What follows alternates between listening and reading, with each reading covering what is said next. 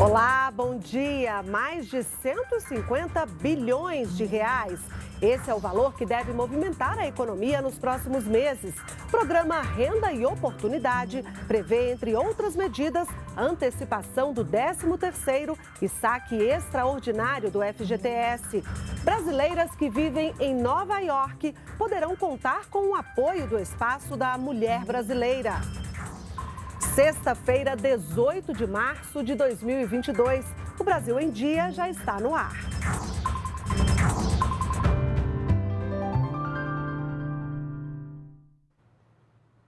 Oito horas da manhã e estamos ao vivo também pelas redes sociais.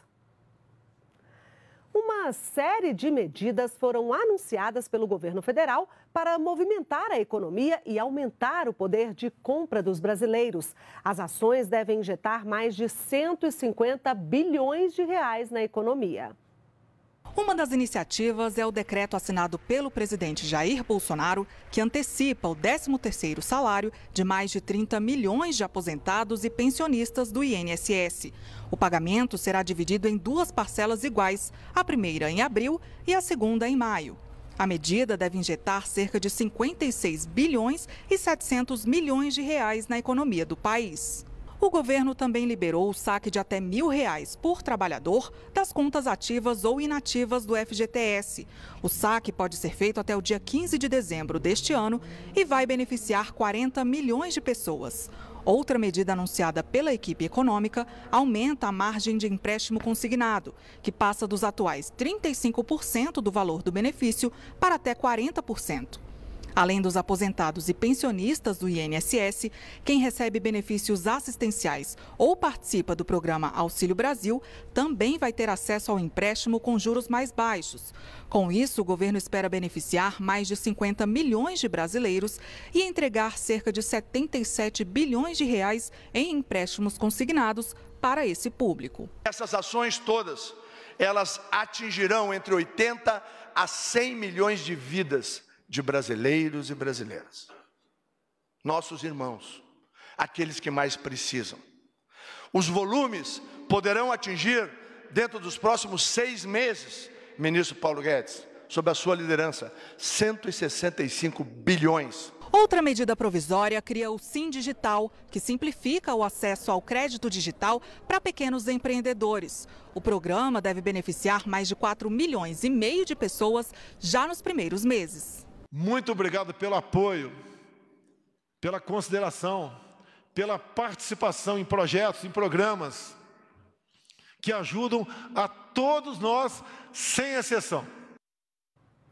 E o Ministério da Economia prevê que para o ano que vem o salário mínimo deve ser de R$ 1.293. Ricardo Caldas comenta. Bom dia a todos. O nosso tema de hoje é o salário mínimo, que é a nossa grande referência nacional em termos de contratação de um trabalhador, né, sendo esse, então, o seu salário base. E, para tratar desse assunto, inclusive, nós preparamos uma arte para você, telespectador. Mas, antes de mostrar essa arte, eu gostaria apenas de trazer uma informação interessante sobre a história do salário mínimo. Ele foi criado no século XIV na Inglaterra, mas posteriormente ele foi revogado pelo próprio Reino Unido, então, que o considerou como um entrave à livre negociação e ao bom funcionamento da economia. No caso do Brasil, ele foi criado em 1930 por Getúlio Vargas, mas ele só entrou em vigor em 1940, em 1º de maio. Lembrando que quando ele se iniciou, né, quando ele foi introduzido, ele tinha 14 valores diferentes em todo o país. E a variação entre ele era de quase 3 vezes, 2,67 vezes entre o menor salário mínimo e o maior salário mínimo. E aí, então, nós temos agora o salário mínimo atual. Lembrando que ele foi criado para ter um poder de compra equivalente a 50 cestas básicas. Essa foi a justificativa do salário mínimo. E aí, então, como podemos ver na nossa arte, o que nós temos, então, de salário mínimo real. O salário mínimo atual está em R$ 1.212, que é o salário praticado em 2022 e ele é obrigatório em todo o país, né? Acabamos com o salário mínimo regional e a previsão para o ano que vem é de R$ 1.293 para 2023. Como é que é feito esse cálculo e como é que é feita essa alteração? Ela é baseada no INPC, que é o índice oficial utilizado para a correção do salário mínimo. A projeção do governo para este ano era que a inflação seria alguma coisa em torno de 4,25, mas esse índice foi atualizado e atualmente a expectativa tanto do governo como do mercado é que a inflação fique entre 6,5% e 6,70%, que é o índice que o governo está usando. Então, este índice foi justamente aplicado ao salário mínimo para chegar a esse resultado de um salário mínimo de R$ 1.293 para o ano que vem. Essa é a informação que nós temos para você hoje. Continue conosco. Tenha um ótimo dia. E os Correios registraram lucro de mais de 3 bilhões e meio de reais em 2021. Foi o melhor resultado dos últimos 22 anos. Com muito suor e o esforço de toda a equipe dos colaboradores, temos conseguido fazer com que a empresa retome a confiança e a credibilidade junto aos brasileiros.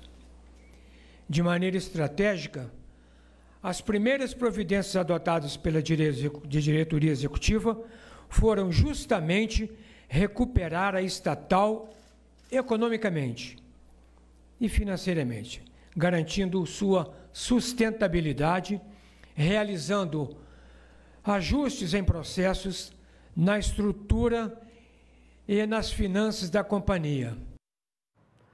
O novo formato do Exame Nacional do Ensino Médio foi apresentado pelo Ministério da Educação. As mudanças no Enem, que é a maior porta de entrada para o ensino superior no país, foram feitas para acompanhar o novo ensino médio. O novo Enem passa a valer a partir de 2024 e será aplicado em 2 etapas. A primeira prova será igual para todos os estudantes, com as disciplinas obrigatórias, com ênfase para português e matemática. Já a segunda prova será de acordo com o itinerário formativo do aluno. O estudante terá 4 opções de escolha, levando em conta também o curso superior que quer fazer. Linguagens mais ciências humanas e sociais aplicadas, matemática mais ciências da natureza e suas tecnologias, matemática mais ciências humanas e sociais aplicadas e ciências da natureza mais ciências da matemática. O novo Enem poderá também ter questões discursivas, além da prova de redação e das questões de múltipla escolha. Pensar no novo formato do Enem foi um desafio, especialmente no que se refere aos itinerários formativos, que são a parte flexível do currículo. Nela, os estudantes poderão, de forma orientada, escolher um conjunto de unidades curriculares conforme seu projeto de vida, suas necessidades pedagógicas, suas aptidões e seus objetivos. Estudantes que fizeram formação técnica no ensino médio poderão receber uma bonificação na seleção da universidade. Por exemplo, um estudante com curso técnico em auxiliar de enfermagem pode ganhar pontos na seleção para a faculdade de enfermagem. O Enem precisa acompanhar a evolução da educação brasileira, das avaliações internacionais e da reforma do ensino médio. O censo vai começar em agosto e o IBGE fez testes antes da aplicação oficial da pesquisa.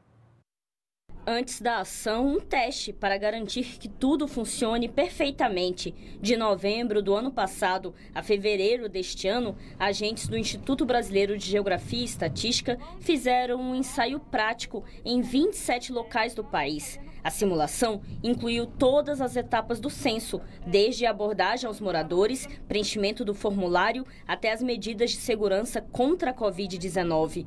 Foram escolhidas localidades com diferentes características, como a ilha de Paquetá, no Rio de Janeiro, periferias e terras indígenas. Samambaia, a 40 quilômetros do centro de Brasília, foi o local escolhido no Distrito Federal. Por aqui, os pesquisadores do IBGE visitaram 1.843 endereços, onde vivem mais de 4.800 pessoas. E ela perguntou o quê? Quantas pessoas moravam naquela casa, quantos trabalhavam, se a casa era própria. Isso nos permite identificar as especificidades, né, de cada região e fazer os últimos ajustes finos dessa operação censitária,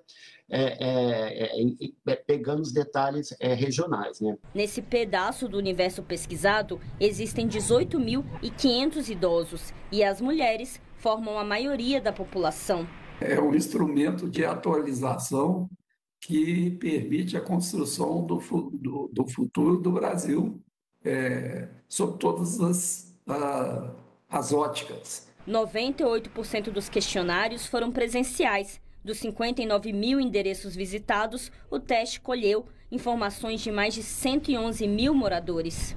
Vejo como desafio agora é divulgar essa operação censo e pedir a participação de toda a população em responder aos recenseadores, que vão estar identificados, vão estar de colete, de crachá e vão estar fazendo as perguntas que são tratadas com todo o sigilo estatístico.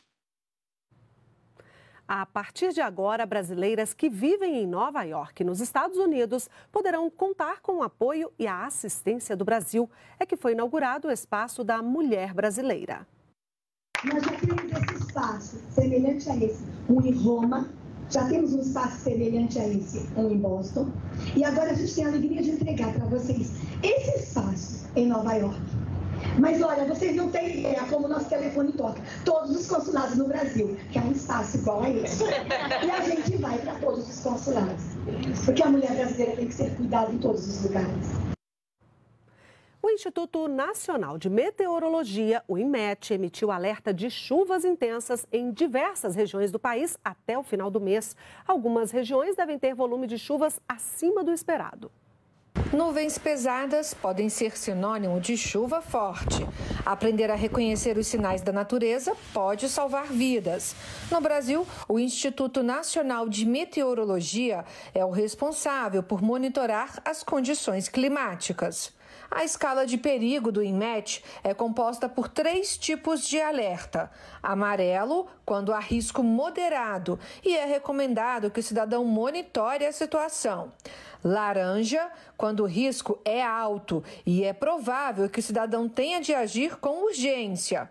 E vermelho, quando o risco de uma situação meteorológica levar perigos à população é muito alto e o cidadão deve tomar alguma medida de emergência.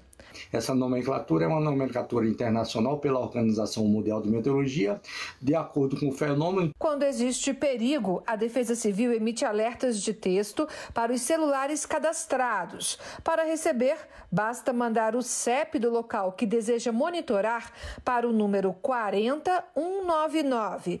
E ao ser informado do perigo, o cidadão precisa agir. São muitos os tipos de alertas.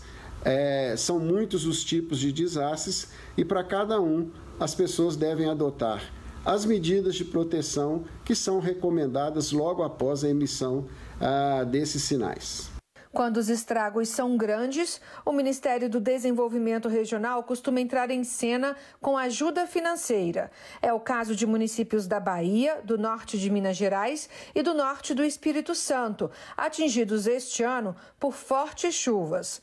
Produtores rurais e empreendedores dessas regiões terão acesso a linhas de crédito com condições especiais. Então, se propiciar o crédito de uma forma subsidiada e com condições de pagamento mais favoráveis, com certeza alavanca esse processo e eu diria que apressa esse processo. A gente fica por aqui. Para você, um ótimo dia, um ótimo fim de semana e até segunda.